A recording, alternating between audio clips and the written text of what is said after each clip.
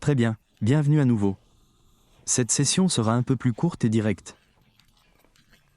Nous allons examiner quelques exemples, car je vous ai montré mardi soir ce que nous recherchons.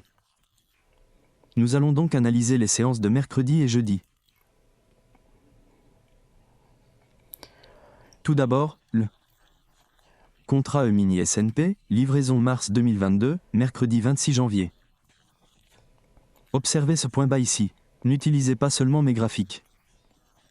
Consultez les vôtres et analysez-les depuis votre plateforme, votre courtier ou tout autre flux de données que vous utilisez.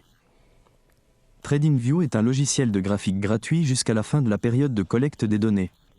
Si vous souhaitez des données en temps réel, il me semble que je paye 4 $ par mois. Ce n'est pas vraiment cher. Mais vous voulez que le point bas soit ici mercredi.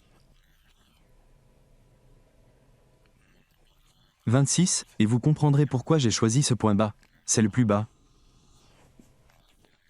D'accord? Et voici le point haut. Donc, nous avons cette variation de prix entre ce point bas et ce point haut.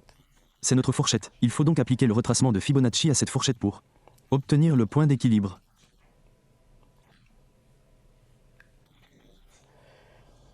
Au fur et à mesure que les points hauts sont atteints, on observe une hausse, le marché entre dans une phase de surévaluation. C'est vraiment cher, et ensuite on attend de voir si le cours casse en dessous de l'ancien point haut. C'est le cas, mais cela crée-t-il un écart de juste valeur? Non. Ensuite, le cours remonte une dernière fois. Puis casse à nouveau, à l'intérieur. On observe une structure de marché en rupture, comme on le voit ici. Ensuite, le cours remonte jusqu'à l'écart de juste valeur, puis chute, pour atteindre cet ancien plus bas qui se situe en dessous. Du point d'équilibre de toute cette fourchette, soit le niveau de Fibonacci A.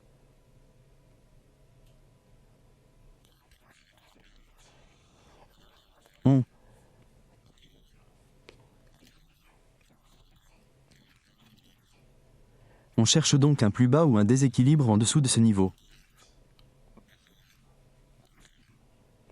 Ici un point bas de swing et un déséquilibre, ce qui pourrait être une cible. Remarquez comment le cours l'a atteint puis s'en est éloigné. On constate un plus bas plus marqué ici, suivi d'une baisse vers ce niveau, à l'intérieur de cette zone bleue ombrée. Nous allons examiner les détails de plus près. Zoomons un peu, toujours sur un graphique en 2 minutes avec le plus. Au précédent, le plus haut à court terme est 8h30 du matin. C'est le début de la recherche. C'est ce que représente 8h30 pour moi. Nous cherchons donc à ce qu'un ancien plus haut soit franchi. C'est le cas ici, puis il y a une cassure. Une rupture dans la structure du marché. Ce point bas, cette bougie ici même, donne le ton. Vous avez maintenant une opportunité. Le prix remonte-t-il jusqu'au gap de juste valeur? Si cette bougie casse ce niveau et provoque un changement de structure de marché, alors oui, il remonte. Vous pouvez alors prendre une position courte. Vous pouvez cibler cet ancien plus bas, ou celui à noter avant le zoom. Observez la belle exécution. Une position courte hypothétique à partir d'ici et une position de rachat hypothétique ici. Notez cela dans votre journal d'études. Ne vous contentez pas de mes exemples, analysez vos propres graphiques et annotez-les également. Par exemple, vendre à découvert autour de 44,19 et racheter à 43,82. Ce n'est pas parfait. Mais c'est l'opportunité que représente cette fourchette. Vous n'avez pas besoin de tout reproduire. Et cela reste une très belle exécution basée sur la logique, que je vous ai enseignée mardi et lors de la première leçon vendredi de la semaine précédente. Encore une fois, il y a cette juste valeur, et c'est votre bougie qui serait considérée comme un point d'entrée idéal, et le bas de la fourchette de prix comme objectif. Vos graphiques ressembleraient donc à ceci, et dans l'espace vide ici. Vous pouvez simplement saisir les facteurs importants que vous avez trouvés pertinents. Concernant cet exemple, combien de temps a-t-il fallu? Combien de temps s'est écoulé depuis le changement de structure du marché? A-t-il fallu pour atteindre la juste valeur? C'est très important. Combien de temps a-t-il fallu avant que le cours ne descende de votre point d'entrée à votre objectif? Et combien de pertes auriez-vous subi en prenant une position courte? Si vous aviez utilisé le plus haut de cette bougie comme point d'entrée, vous auriez techniquement pu exécuter votre position ici. Mais je veux vous apprendre à considérer la plage totale disponible a posteriori. Car cela vous donne un cadre pour analyser comment ces exemples, bien qu'ils ne soient pas exactement identiques, ne reproduisent pas à l'identique chaque occurrence précédente,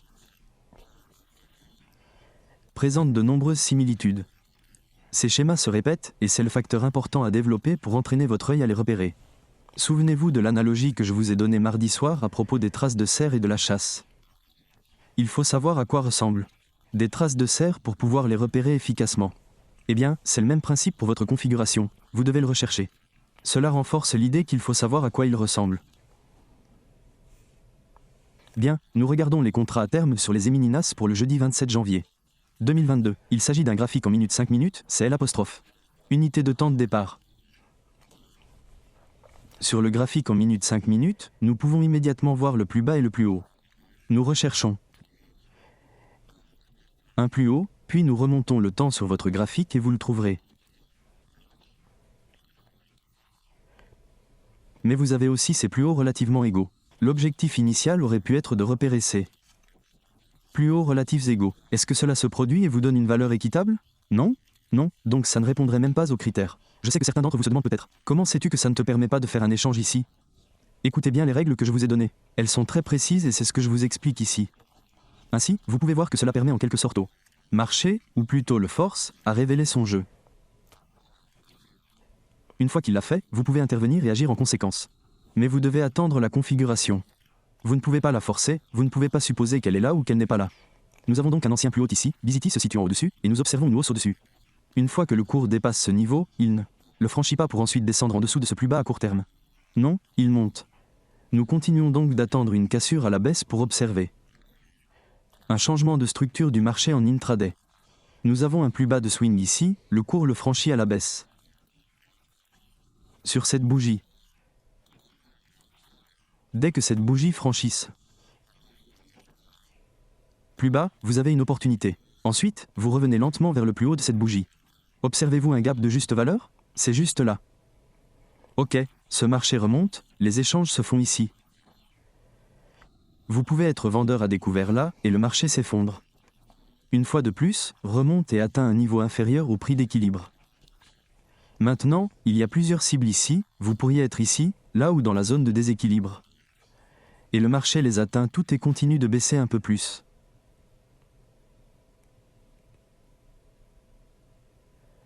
Très bien, c'était rapide et, espérons-le, sans douleur. Encore une fois, nous examinons la liquidité de la fourchette interne et les changements de structure du marché en intraday. Mon conseil est que vous consultiez davantage de données. Profitiez du week-end qui arrive pour acquérir plus d'exemples afin que nous puissions les inclure dans votre journal d'études. La semaine prochaine, je travaillerai sur le ciblage, le perfectionnement et les points d'entrée. D'ici là, passez un bon week-end et soyez prudents.